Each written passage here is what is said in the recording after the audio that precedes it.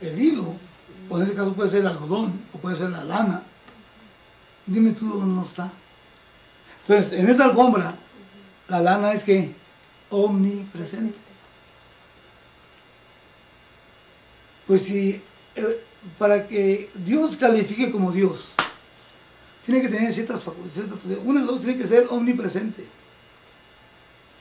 Tiene que ser omnisciente. ¿Qué quiere decir omnisciente? Pues que sabe todo, ¿no? Que todo lo sabe. O sea, que está consciente de todo. Y que el otro es todopoderoso, o todo misericordioso, todo amor. Esas son las facultades divinas, por decirlo así. Que no son distintas una de otra, sino que todas están conectadas.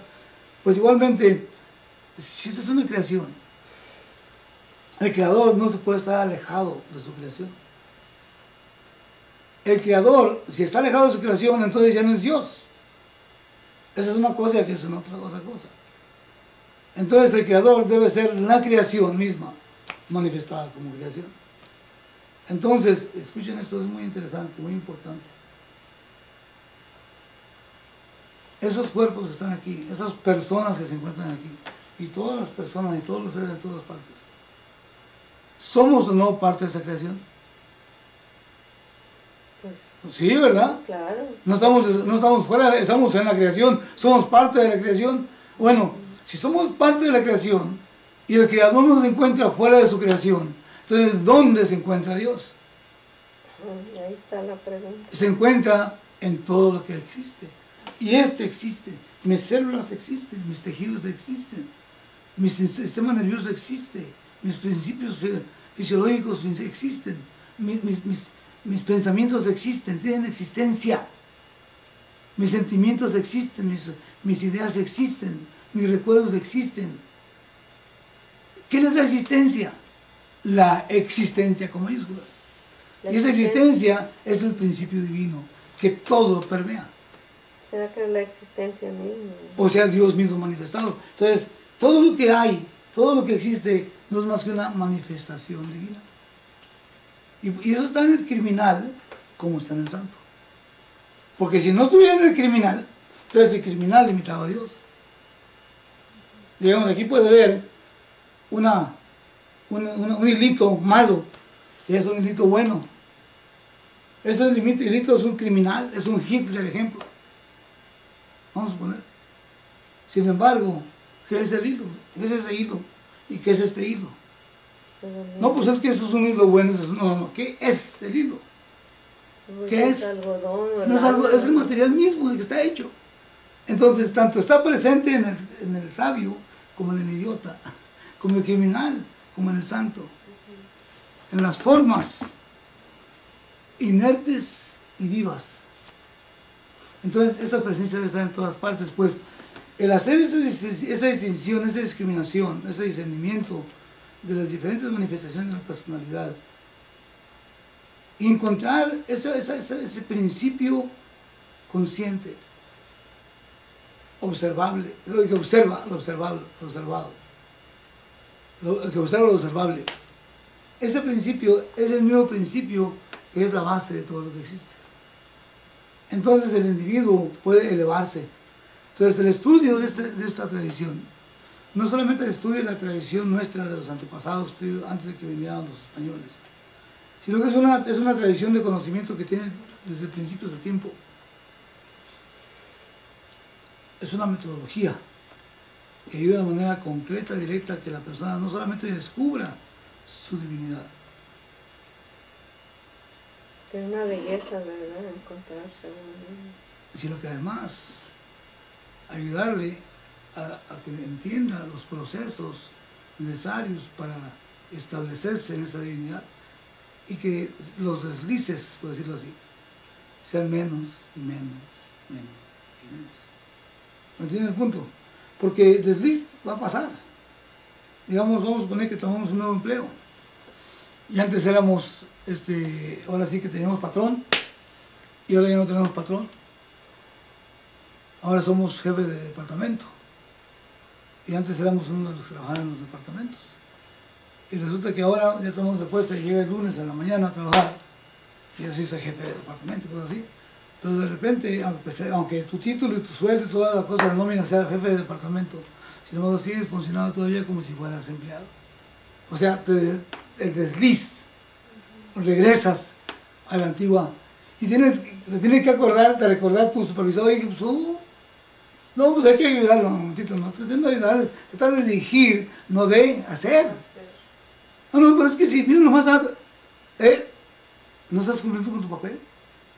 Hasta que llega el momento en el cual entonces el supervisor se encarga de que poco a poquito aquel o aquella persona aprenda a apropiarse de qué, de su verdadera dimensión.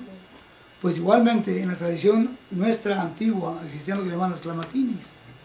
Los clamatinis eran maestros de sabiduría, que tenían ese conocimiento y que eran seres establecidos en esa verdad. Y que ayudaban de manera poco a poco a que los discípulos, ¿verdad?, descubrieran su realidad. Pero no solamente que la descubrieran a través de un verbo, y ayudarlos a que descubrieran ese hecho de que hay una distinción entre el observador y el observado, sino que aprendieran de una manera a apropiarse de aquello, hacer lo suyo. Es lo que llaman la tradición iniciática, el conocimiento de ser y un montón de cosas. Entonces, aquel que se andaba como la culebra que se arrastra, un individuo común y corriente como antes. Lo veía su señora, lo veían los hijos, lo veían los vecinos y era el mismo de antes. Con una diferencia. Esa culebra que se arrastraba ahora tiene plumas. Dice, ¿cómo tiene plumas? ¿Sabes lo que es la culebra con plumas? ¿Qué es? En México tenemos un símbolo. ¿Qué es una culebra con plumas, ¿cuál es? El Quetzalcóatl. Oh, Quetzalcóatl. El Quetzalcóatl. ¿Qué es pluma? Es serpiente emplumada. Entonces, ese individuo ahora funciona en el mundo como cualquiera, pero tiene plumas. ¿Qué quiere decir? Que se subió a la pirámide de sí mismo, descubrió su ser, tiene la vista del todo, y ahora funciona en el mundo como cualquier persona, pero ya no ignorante de lo que está al otro lado. La serpiente, cuando llega aquí, se topa, y ya no sabe lo que está de aquel lado. Pero como ella ya estuvo acá arriba, el conocimiento de lo que es el todo, lo que está de aquel lado, ya lo tiene. Entonces la serpiente sabe lo que está de aquel lado. En otras palabras, ha adquirido que hay una sabiduría del todo. Por eso se ha simbolizado también el Quetzalcóatl con un águila parada en un nopal de una serpiente. Es el símbolo, o sea, es el símbolo. Mexicano, ¿Cómo? Es el símbolo nacional. Nacional mexicano. Es el símbolo de alguien que ha desarrollado una visión y tiene la mirada puesta frente al sol. O sea que ha descubierto la verdad, se ha orientado perfectamente hacia la verdad, abre sus alas ante el sol y con sus talones se para sobre el nopal, pero el nopal ya no le pica. Con otras palabras, está como un drogadicto que dejó la droga, tú miras esa cosa, no le pica. Que se vaya. Se ha perdido toda esa enseñanza, ¿verdad? En México. Correcto. Bueno, es que en realidad eso no es el punto de esa enseñanza. La gente no lo conoce, no se ve de esta manera. Entonces ya no le pica el nopal, o sea, el mundo ya no lo perjudica. Pero hay una cosa interesante, no quiebra el nopal. El águila es un animal pesado. Y los talones puede agarrar y hacer pedazos las, ¿cómo se llaman? Las pencas. Sin embargo, ¿sabes qué hace? Se sostiene con sus propias alas y se para sobre él, pero no lo rompe, porque mantiene todo el tiempo su peso. O sea, y el nopal no pierde su verdor. Y tiene las alas abiertas. ¿Por qué? Porque resulta que aquella persona puede funcionar en el mundo y no perjudicar a nadie. Y tiene compasión por los demás, y tiene amor por los demás. Ha adquirido una visión del todo, porque el águila representa la visión, la vista aguda y la fuerza. Pero al mismo tiempo representa ¿qué? El poder, pero aplicado de manera sabia y amorosa. Ese es el símbolo nuestro. Entonces, lo que estamos estudiando, cuando estamos estudiando esos cursos, estamos estudiando precisamente no solamente quién es el ser verdadero, sino cómo ese ser, si soy ese ser, cómo está que me siento fuera de ese ser, como que me deslizo de nuevo. Entonces, entender los procesos y entonces comprometer una vida a tratar de establecerme en ese ser, de apropiarme de ese ser. ¿Y cómo lo hago? ¿A través de qué? A través de una enseñanza. Una metodología exclusivamente diseñada para eso. Actual. Pero es tan actual como el agua de un río que tiene 1.000.000 de años pasando y todo el tiempo está tan fresca como al principio. Entonces esa enseñanza es un cuerpo de conocimiento que ha venido pasando a través de los siglos y los siglos de los siglos, de los cuales han bebido todos los seres que han descubierto esa libertad. Decía Jesús, el conocimiento os hará libres. O sea, ¿libres de qué? De las dependencias. Pues de sufrimiento. De creernos, de ese vacío. Ese vacío que nos lleva a hacer cosas que no quisiéramos haber hecho.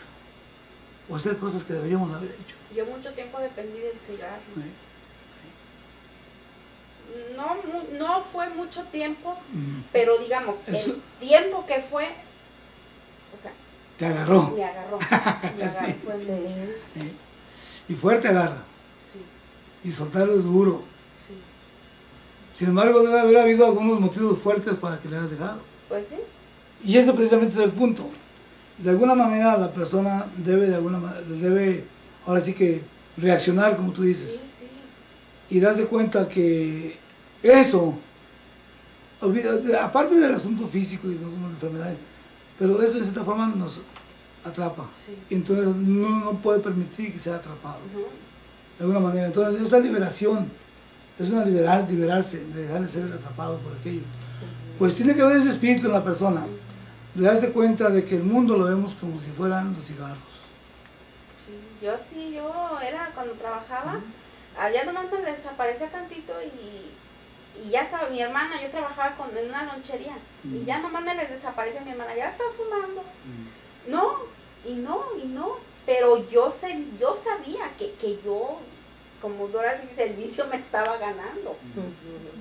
Entonces dije, no, es que ya no. Y así pasa, ¿verdad? En todos los vicios, no solo en el cigarrillo, en comer, en vestir o en muchas cosas. Sí.